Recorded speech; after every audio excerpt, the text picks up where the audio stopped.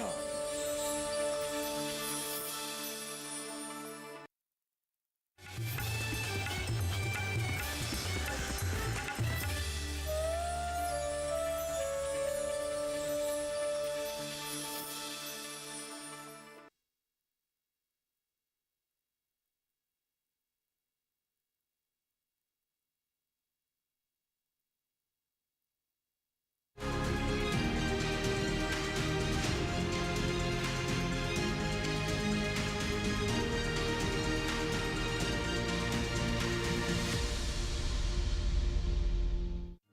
पीढ़ी दर पीढ़ी हमारे किसान अलग अलग स्पीसीज की अलग अलग वैरायटी इनको सहेज कर रखते गए और उसको विकास करते रहे। किसान की विरासत, धरती के वनस्पति संसाधन, एक अधिकार जिसका दुनिया भर के देश करते हैं सम्मान।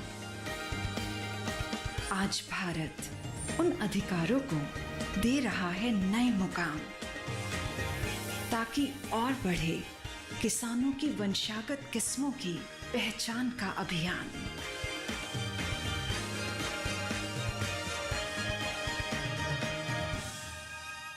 नमस्कार, दूरदर्शन किसान के कार्यक्रम कृषि दर्शन में स्वागत आप सभी का। मैं हूं आपके साथ अदिति शर्मा। किसान भाइयों बहनों, हमारे इस कार्यक्रम में कृषि जगत से जुड़ी अहम जानकारियां हम आपके लिए लेकर आते हैं ताकि वो आपके लिए फायदेमंद साबित हो सके। हमेशा की तरह लेकर आए हैं हमारे तीनों सेगमेंट्स, विज्ञान और किसान, कृषि स्टार्टअप और फार्मिंग इंडिया। और इन तीनों सेगमेंट्स के माध्यम से बता दें आपको, आज हम आपको जागरूक करने वाले हैं तुलसी की खेती के प्रति, फिर मिलवाने वाले हैं पंजाब के सफल किसान से, और सरकार योजनाओं की जानकारी भी आप तक पहुंचाई जाएगी। तो फिर आइए आज के अंक की शुरुआत करते हैं।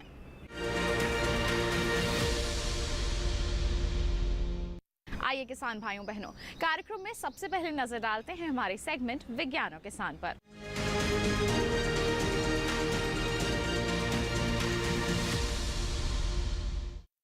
आज के हमारे सेगमेंट में किसान भाइयों बहनों हम बात करने वाले हैं तुलसी की खेती के बारे में।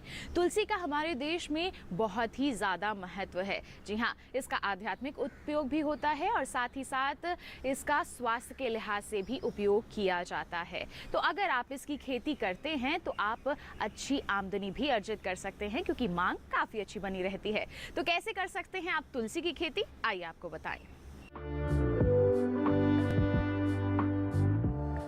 हमारे देश में तुलसी का पौराणिक महत्व है। भले ही ये तुलसी के नाम से जाना जाता हो, लेकिन इसके दूसरे भी कई नाम हैं। मिसाल के तौर पर सुलभा, ग्राम्या, पुरसा, बहुमंजरी और होली बेसिल। दुनिया भर में इसकी करीब 150 किस्में पाई जाती हैं। ऑसिमम बेसिलिकम यानी पोवई तुलसी, ऑसिमम अमेरिकनम यानी काली तुलसी, ऑसिमम ग्रेटिसिकम यानी वन तुलसी या राम तुलसी, ऑसिमम विल्डी यानी जंगली तुलसी, ऑसिमम सैंक्टम और ऑसिमम किलीमंडस्क्रिकम इसकी कुछ प्रमुख प्रजातियां हैं। कमाल की बात तो ये है कि इसकी खेती कम उपजाऊ जमीन में भी आसानी से की जा सकती है। हाँ, खेत में पानी की निकासी का उचित इंतजाम होना जरूरी है। वैसे बलुई दोमट मिट्टी इसके लिए बहुत उपयुक्त है। ये उष्णकटिबंधीय या उपोष्ण कटिबंधीय दोनों तरह की जलवायु में हो जाती है। खेती 2 चरणों में होती है। पहले बीज बोकर नर्सरी तैयार करेंगे और फिर रोपाई। बुआई के लिए जमीन जून के दूसरे हफ्ते तक तैयार हो जानी चाहिए। जमीन तैयार करने के लिए 15 से 20 सेंटीमीटर गहरी जुताई करेंगे और फिर 15 टन प्रति हेक्टेयर की दर से गोबर की सड़ी खाद मिट्टी में अच्छी तरह मिला लेंगे। सतह से उभरी हुई 1 मीटर लंबी और इतने ही मीटर चौड़ी क्यारियां बना लेंगे। 1 हेक्टेयर खेत के लिए 750 ग्राम से 1 किलो बीज, 20 किलो फास्फोरस और 20 किलो पोटाश की जरूरत होगी। इसका बीज सीधे नहीं बोना है, बल्कि रेत या बालू में मिलाकर बुआई करनी है। बीज कतारों में बोने हैं। एक कतार से दूसरी कतार की दूरी 8 से 10 सेंटीमीटर रखनी है। बीज को ज्यादा गहरा नहीं बोना है। जमाव के 15 से 20 दिन बाद 20 किलो प्रति हेक्टेयर की दर से नाइट्रोजन डाल देने से अच्छी पैदावार होती है। 5-6 हफ्तों में पौध रोपाई के लिए तैयार हो जाएगी। रोपाई मौसम साफ रहने पर दोपहर के बाद ही करें और कतार से कतार की दूरी 60 सेंटीमीटर जबकि पौध से पौध की 30 सेंटीमीटर रखें। चूंकि ये बरसात की फसल है, इसीलिए अगर ठीक ठाक बारिश होती रहे तो सितंबर तक कोई सिंचाई नहीं करनी पड़ती। उसके बाद जरूरत के हिसाब से पानी देते रहना है। रोपाई के 1 माह बाद पहली निराई गुड़ाई करनी है और निराई गुड़ाई के 3-4 हफ्तों बाद दूसरी। खेत अगर बड़ा है तो ये काम ट्रैक्टर से भी किया जा सकता है। तुलसी के लिए 15 टन प्रति हेक्टेयर के हिसाब से गोबर की खाद रोपाई से पहले डालनी है। इसके अलावा 75 से 80 किलो नाइट्रोजन, 40 ग्राम फास्फोरस और 40 किलो पोटाश की जरूरत होगी। रोपाई से पहले फास्फोरस और पोटाश की पूरी मात्रा, जबकि नाइट्रोजन की 1/3 मात्रा देनी है। बाकी नाइट्रोजन 2 बार में खड़ी फसल में देना है। रोपाई के 10 से 12 हफ्ते बाद तुलसी कटाई के लिए तैयार हो जाती है। ये वो समय है जब पौधे में पूरी तरह से फूल आ जाते हैं और नीचे के पत्ते पीले पड़ने लगते हैं। इस तरह 1 हेक्टेयर फसल से 20 से 25 टन पैदावार ली जा सकती है, जिसमें 80 से 100 लीटर तेल निकल आता है। किसान भाइयों बहनों, ये था सेगमेंट विज्ञान और किसान। इसी के साथ आपको बताएं कार्यक्रम में हम रुक रहे हैं एक छोटे से ब्रेक के लिए। आप कहीं मत जाइए, देखते रहिए कार्यक्रम कृषि दर्शन और बने रहिए दूरदर्शन किसान पर।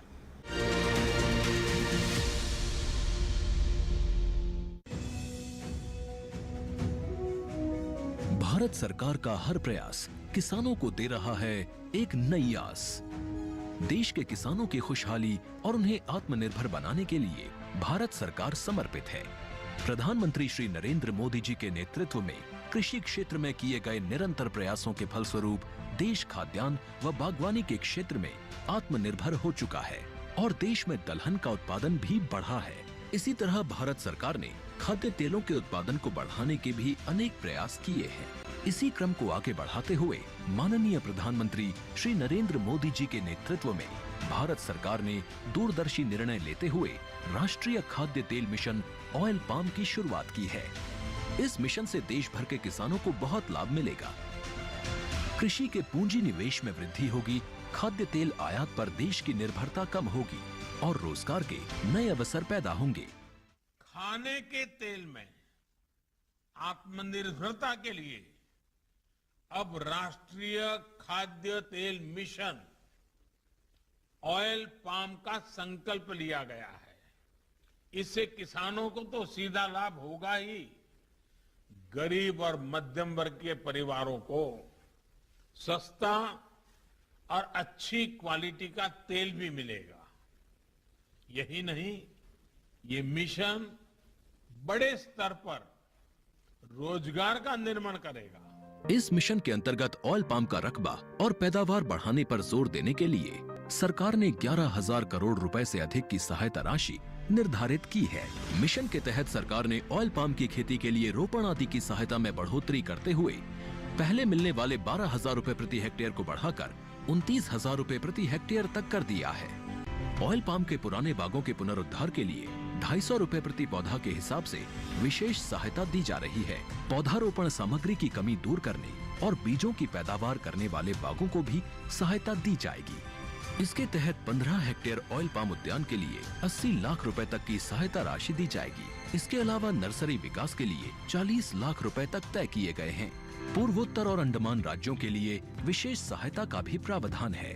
ऑयल पाम के किसान ताजे फलों के गुच्छे यानी FFB का उत्पादन करते हैं, जिनकी वर्तमान में कीमतें अंतर्राष्ट्रीय मूल्यों में उतार चढ़ाव के आधार पर तय होती हैं।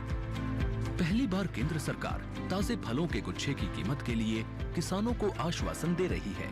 ये व्यवहार्यता मूल्य यानी VP कहलाएगा, यानी किसानों को कोई घाटा नहीं होने दिया जाएगा। व्यवहार्यता मूल्य VP तय करने की शुरुआत 1 नवंबर से होगी और अगले वर्ष 31 अक्टूबर तक जारी रहेगी।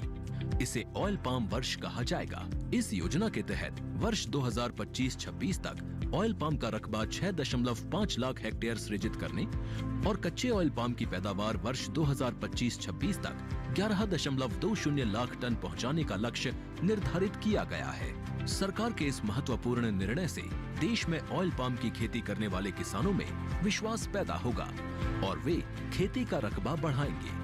इस तरह पाम ऑयल का उत्पादन भी बढ़ेगा, जिससे किसानों की आय बढ़ेगी और ग्रामीण अर्थव्यवस्था भी सुदृढ़ होगी।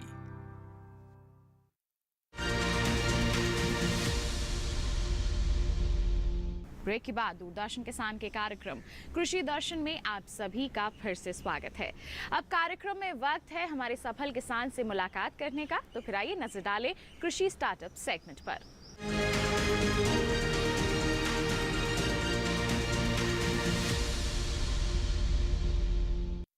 के हमारे सेगमेंट में हम आपको लेकर चलेंगे पंजाब में। जी हाँ, वहाँ रहते हैं हमारे आज के सफल किसान। नाम है इनका रवदीप सिंह। बता दें ये वहाँ पर सफलतापूर्वक जैविक खेती कर रहे हैं। अब जैविक खेती को ही इन्होंने क्यों चुना और किस तरह से इन्होंने अपने खेत में और खेती में बदलाव लाया है, आइए इन सवालों के जवाब हमारे सफल किसान से ही जानते हैं। आज बात एक ऐसे ही किसान रवदीप सिंह की करते हैं जो पंजाब के रहने वाले एक सफल किसान हैं, जिन्होंने अपने फार्म पर रसायनों का इस्तेमाल ना करके 11 साल से जैविक खेती को पूरी तरह से अपना लिया है, जिससे वे लाभान्वित भी हो रहे हैं। 2009 में मेरे मदर बीमार हुए, उनको कैंसर था, तो वहाँ से मेरी सोच बदलनी शुरू हुई। उससे पहले मैं केमिकल फार्मर ही था, सब्जियों की खेती करता था और काफ़ी केमिकल यूज़ करता था। तो सबसे पहले तो मेरे को लगा कि यार जो हम खा रहे हैं तो वो तो सबसे पहले हमारे घर में ही हमें नुकसान दे रहा है। तो वहाँ से मेरी सोच थोड़ी बदलनी शुरू हुई। 2011 में मैंने ऑर्गेनिक खेती यहाँ पे शुरू की। तो शुरुआत में मैं बासमती और गेहूं की फसल करता था। तो धीरे धीरे जैसे जैसे मैं सीख रहा था ये बातें, कुछ खेती विरासत मिशन जो NGO है उसके साथ मैंने थोड़ी देर ट्रेनिंग्स की। KVK के साथ एक यहाँ हंडियाया में एक ट्रेनिंग वहाँ पे भी लगाई थी। तो मेन बात जो सीखने में आई वो थी कि क्रॉप रोटेशन बहुत ज़रूरी है। अब पिछले 4-5 साल से मैंने बासमती की खेती तो बंद कर दी है और पूरा एक जो कहेंगे कि मिक्स्ड क्रॉप वाला जो सिस्टम है वो शुरू किया हुआ है।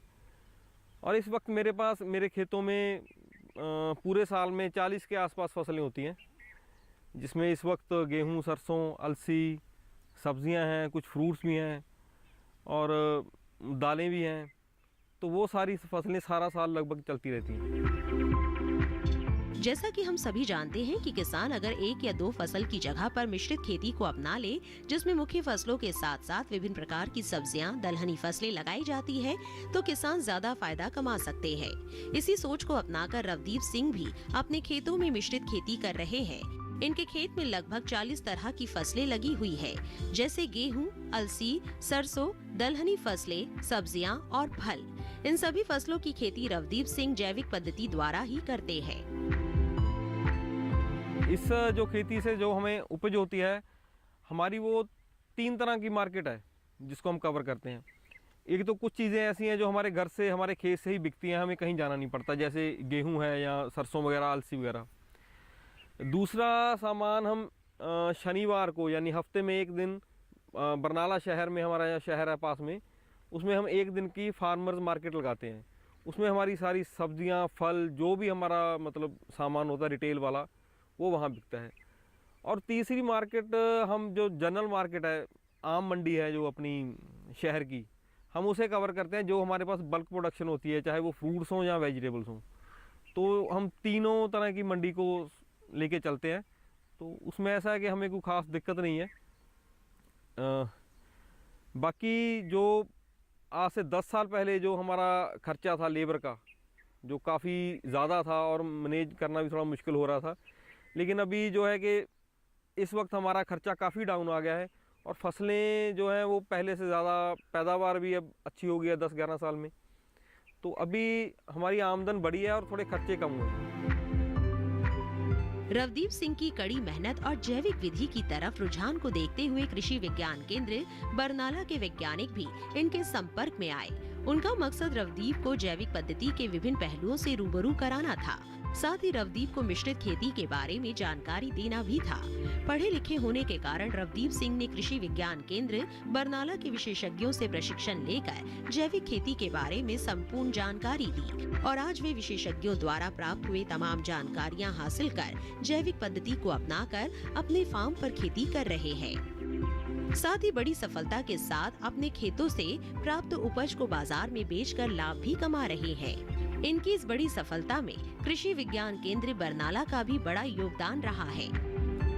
लगभग 10 सालों से जैविक खेती कर रहे हैं, लेकिन वो हमारे संपर्क में, हमने जब उनसे संपर्क किया तो 2015 में हमने उनसे संपर्क किया और उनको ये गाइड किया कि अगर आप कृषि विज्ञान केंद्र से ट्रेनिंग लेते हैं तो जो आप जैविक खेती कर रहे हो उसमें आपका जो है ज्ञान बढ़ेगा, तो आपकी जो प्रॉब्लम्स हैं जैविक खेती की, जो भी जैविक खेती में आपको प्रॉब्लम आ रही है या वीड की प्रॉब्लम आती है या न्यूट्रिएंट डेफिशिएंसीज होती है क्रॉप्स में, उसको आप इजीली मैनेज कर पाएंगे।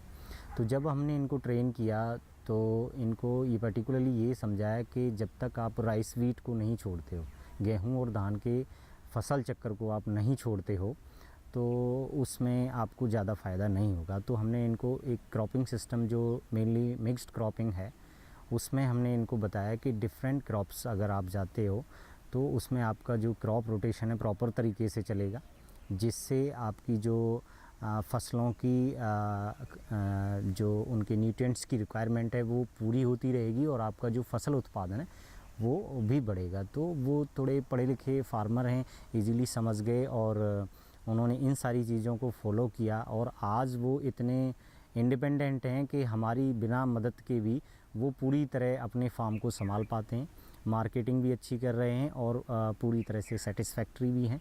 और अगर जब कभी उन्हें कोई भी सलाह या किसी भी नई चीज़ की जैविक खेती के लिए ज़रूरत होती है वो तो हमसे संपर्क कर लेते हैं और हम उनकी जो है हेल्प करने के लिए तत्पर हैं।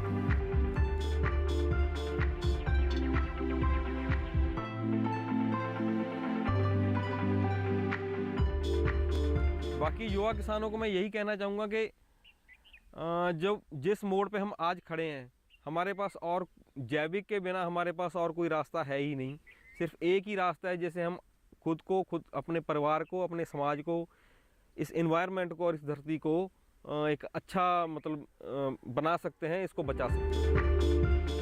जैविक खेती को अपनाकर रवदीप सिंह अच्छे स्वास्थ्य के साथ अच्छी आमदनी भी कमा रहे हैं। वो अपने क्षेत्र में एक सफल किसान के रूप में जाने जाते हैं, साथ ही युवा किसानों के बीच प्रेरणा स्रोत भी बन गए हैं।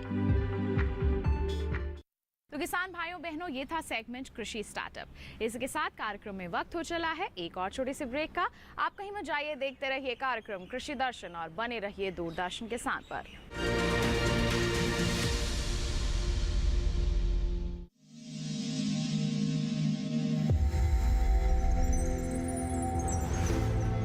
आत्मनिर्भर किसान भारत की शान। उत्पादन में आत्मनिर्भर होने के साथ साथ फसल की कटाई के उपरांत उपज की हानि को रोकने, ग्रामीण क्षेत्रों में रोजगार सृजन करने और बीज से बाजार तक के विजन को मजबूती देने के उद्देश्य से 1 वर्ष पूर्व माननीय प्रधानमंत्री श्री नरेंद्र मोदी जी ने एक महत्वाकांक्षी केंद्रीय योजना एग्रीकल्चर इंफ्रास्ट्रक्चर फंड की शुरुआत की।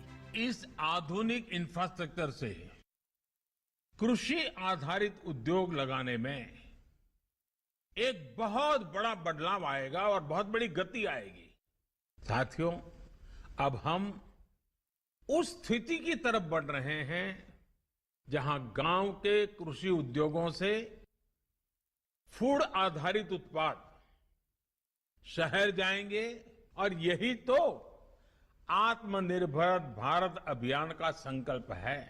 एग्रीकल्चर इंफ्रास्ट्रक्चर फंड से पात्र लाभार्थी गोदामों का निर्माण कर सकते हैं, छटाई या ग्रेडिंग इकाई, पैकिंग हाउस, सप्लाई चेन और कोल्ड चेन जैसी सुविधाएं या फिर प्राथमिक कृषि प्रसंस्करण केंद्र की स्थापना कर सकते हैं। इस योजना के तहत पात्र लाभार्थियों को 2 करोड़ रुपए तक के ऋण पर अधिकतम 7 वर्ष के लिए ब्याज में 3% तक की छूट दी जा रही है। ऋण पुनर्भुगतान के लिए 6 महीने से 2 वर्ष तक मोरेटोरियम की सुविधा भी उपलब्ध है। इस योजना ने अब तक सफलता की कई मिसालें कायम की हैं, जैसे कि मध्य प्रदेश के लाभार्थी श्री विपिन त्रिपाठी ने एग्रीकल्चर वेस्ट से बायोफ्यूल बनाने का इनोवेटिव प्राइमरी प्रोसेसिंग सेंटर लगाया है। लोन मिलने की वजह से हम समय पर सारी मशीनों का प्रोक्योरमेंट और सारा सिविल वर्क टाइम पे करवा पाए, जिससे ये प्रोजेक्ट को लगाना संभव हो पाया। राजस्थान के लाभार्थी श्री यशवर्धन मुंद्रा ने सॉर्टिंग एंड ग्रेडिंग यूनिट लगाकर रोजगार के अवसर पैदा किए हैं। कर्नाटक की महिला उद्यमी श्रीमती ममता वी ने प्राइमरी प्रोसेसिंग सेंटर लगाकर प्रगति की नई राह चुनी है। ಸಣ್ಣ ಪುಟ್ಟ ಉದ್ಯಮಿಗಳನ್ನ ಮತ್ತಷ್ಟು ಅಗ್ರಿಕಲ್ಚರಲ್ಲಿ ಹೆಚ್ಚು ನಾವು ಇನ್ನಷ್ಟು ಸಾಧನೆ ಮಾಡಲಿಕ್ಕೆ ಕಾರಣಕಾರಕವಾದಂತ ಈ ಅಗ್ರಿಕಲ್ಚರಲ್ ಇನ್ಫ್ರಾಸ್ಟ್ರಕ್ಚರ್ ಫಂಡ್ ಇಂದ ನಮ್ಮ ಇನ್ನಷ್ಟು ಯೋಜನೆಗಳು ಆಯೋಜನೆಗಳು ಉತ್ತಮಗೊಂಡಿದೆ। राजस्थान के लाभार्थी श्री दिनेश भट्टर ने जीरे की प्रोसेसिंग यूनिट लगाकर आसपास के ग्रामीणों को आत्मनिर्भरता प्रदान की है। महाराष्ट्र के लाभार्थी श्री अनूप कुमार मोहता ने वेयर हाउस बनाकर अन्न भंडारण को सुनिश्चित किया है। आज देश के कोने कोने से किसान, कृषि उद्यमी, किसान उत्पादक संघ, प्राथमिक कृषि सहकारी समितियां, स्वयं सहायता समूह और कृषि उपज मंडियां इस योजना का लाभ उठा रहे हैं।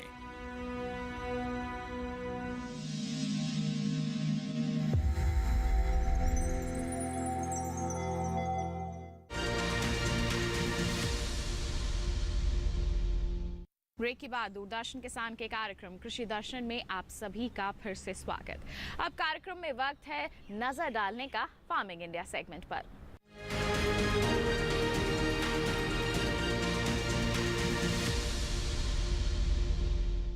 आज के हमारे सेगमेंट में हम बात करने वाले हैं प्रधानमंत्री कुसुम योजना की।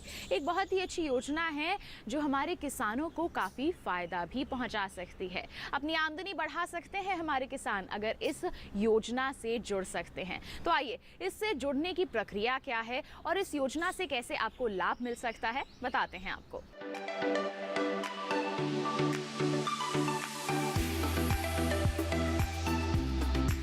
सरकार ने फरवरी 2019 में प्रधानमंत्री किसान ऊर्जा सुरक्षा एवं उत्थान महाअभियान पीएम कुसुम योजना शुरू करने की मंजूरी दी थी। इस योजना का मकसद सौर ऊर्जा क्षमता विकसित करने में किसानों की मदद करना है। इससे किसानों को आय बढ़ने के साथ ही खेती के लिए पानी की जरूरत पूरी होगी। इसके जरिए वर्ष 2022 तक 30.8 गीगावाट बिजली उत्पादन का लक्ष्य रखा गया है। इस योजना के तहत किसानों को सब्सिडी पर सोलर पैनल मिलते हैं जिससे वे बिजली बना सकते हैं। जरूरत भर बिजली का इस्तेमाल करके वे बाकी को बेचकर अतिरिक्त आय भी हासिल कर सकते हैं।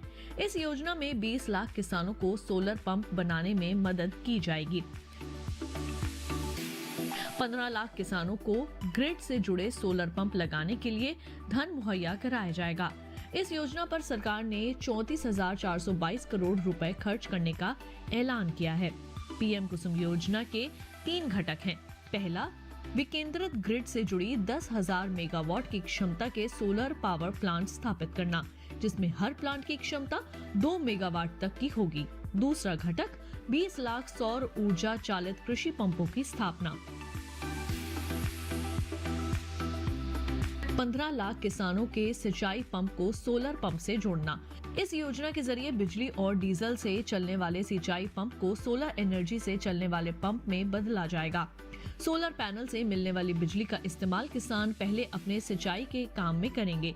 उसके अलावा जो अतिरिक्त बिजली बचेगी उसे विद्युत बिजली वितरण कंपनी को बेचकर किसान 25 साल तक आमदनी कमा सकते हैं और प्रदूषण भी कम होगा। सोलर पैनल 25 साल तक चलेगा और इसका रखरखाव भी आसान है। इससे किसानों को हर साल 1 एकड़ पर 60,000 रुपए से 1 लाख रुपए तक की आमदनी अगले 25 साल तक हो सकती है। किसानों को अपने में सोलर पैनल स्थापित करने के लिए केवल 10% रकम का भुगतान करना होता है। केंद्र और राज्य सरकार किसानों को बैंक खाते में 60% की सब्सिडी देती है। केंद्र और राज्य की ओर से बराबर का योगदान देने का प्रावधान है और बैंक की ओर से 30% लोन का भी प्रावधान है। इस लोन को किसान अपने होने वाली आमदनी से भी आसानी से भर सकते हैं। किसानों को इस योजना का लाभ उठाने के लिए सरकारी वेबसाइट https://mnre.gov.in पर जाकर रजिस्ट्रेशन कराना होगा। इसके अलावा आधार कार्ड, प्रॉपर्टी के दस्तावेज और बैंक खाते की जानकारी भी देनी होगी।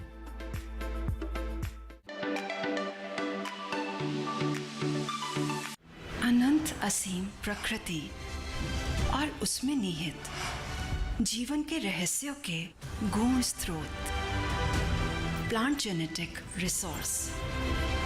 अपनी बायोडायवर्सिटी के संरक्षण और संवर्धन के लिए भारत पूरी तरह संवेदनशील है। वैज्ञानिक दृष्टि और समृद्ध कृषि परंपरा के साथ भारत जैविक विविधता के संरक्षण के लिए प्रतिबद्ध है।